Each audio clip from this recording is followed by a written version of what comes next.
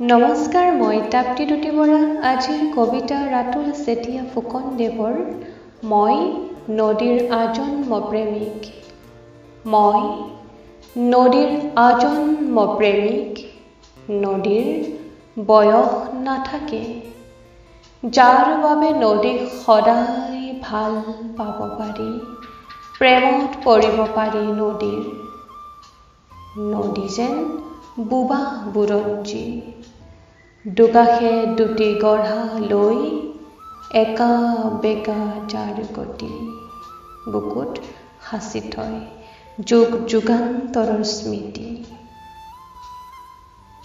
যি নদীত আজো ককাই গা তিয়াইছিল, ককাই সাঁতুৰিছিল, সেই নদীৰ পাৰত ককাৰ মৰিশালী বৰ গছ হৈ নদীলৈ হাউলি আছে নদীৰ সতে কথা পাতি পাতি।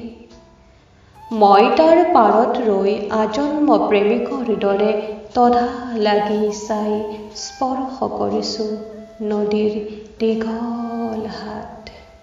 অনুভৱ কৰিছোঁ নদীৰ বুকুৰ বোবা বুৰঞ্জী। নদীক পাহৰি কোননো থাকিব পাৰে, নদীক পাহৰি কোননো থাকিব পাৰে। ধন্যবাদ।